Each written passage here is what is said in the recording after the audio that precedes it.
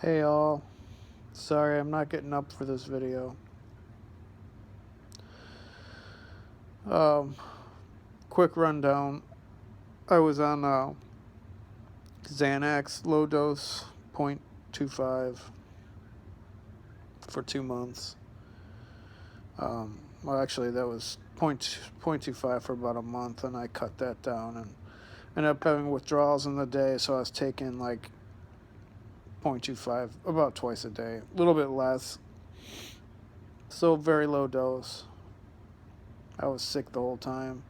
1 month later, on the third month, I was transferred to Klonopin by my psychiatrist, and to wean off that for a month. So it was pretty quick.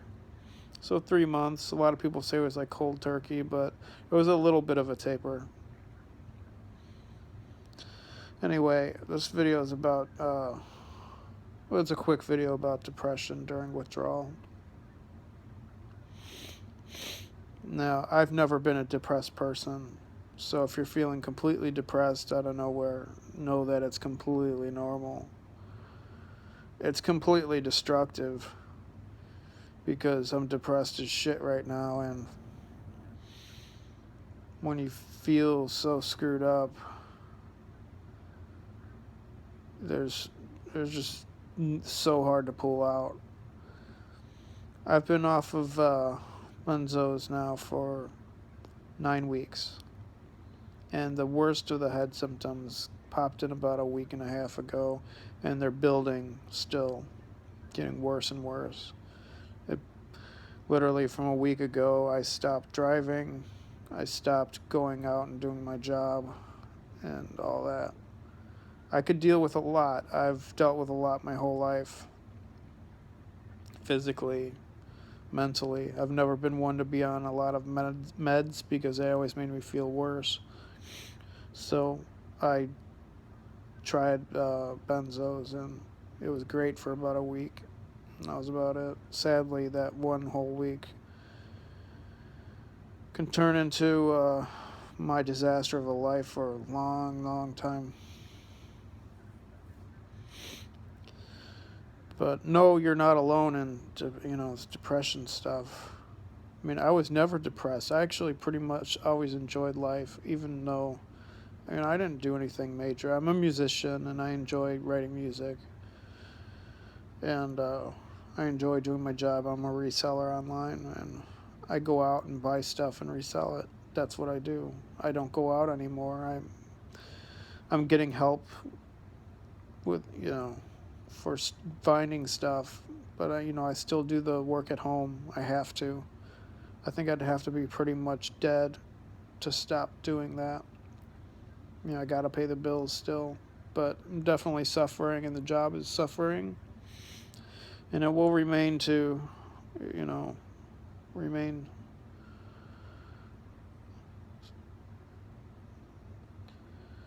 Anyway, I lost my thought.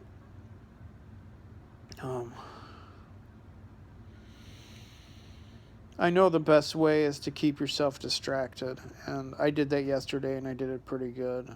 I had a decent day yesterday, even though I felt the same. But I had a decent day. I watched TV and watched a lot of shows I liked and felt somewhat like me.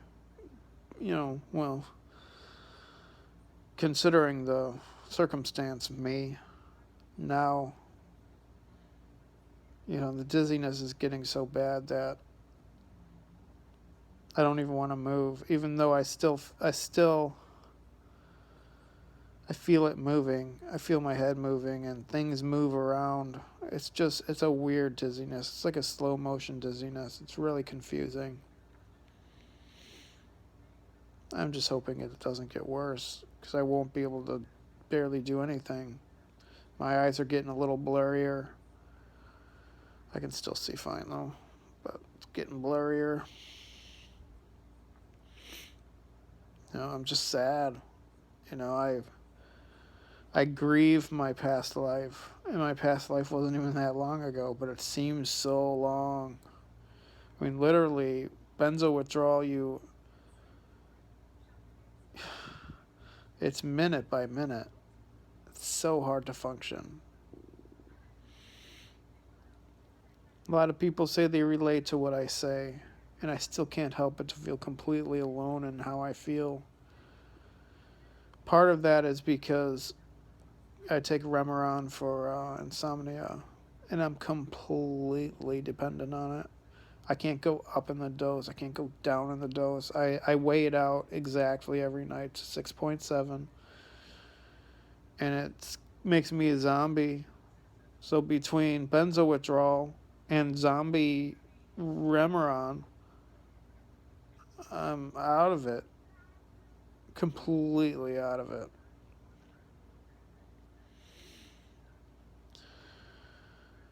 And it makes me, it's difficult to sit and think how long I'm supposed to wait on benzo withdrawal before I start tapering Remeron, because tapering Remeron now makes my mind go crazy. I almost feel like I should be in a mental hospital. It gets so bad, so I can't do it. I have to suck this up, and this blows.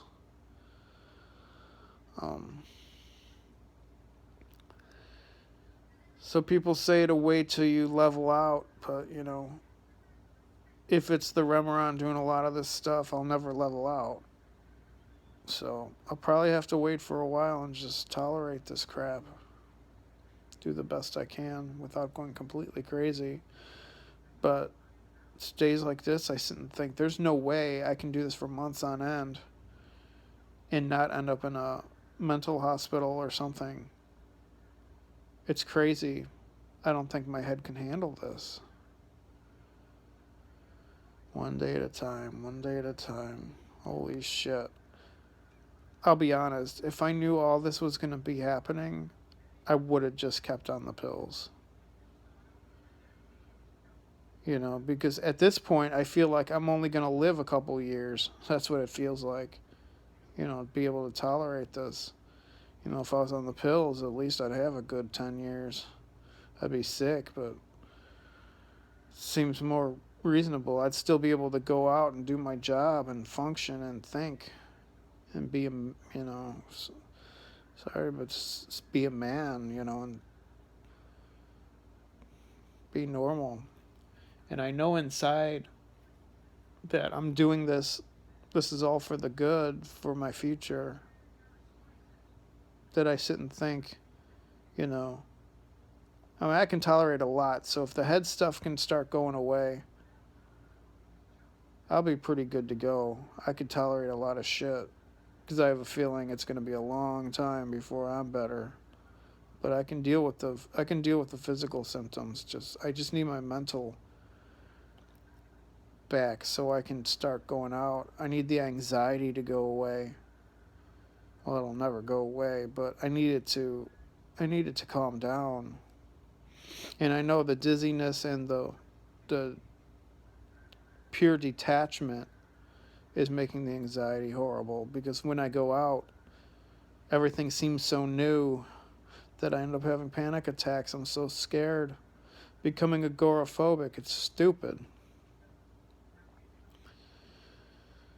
But I love being out, and I can't wait till that day happens again. And I'm supposed to get used to just laying around.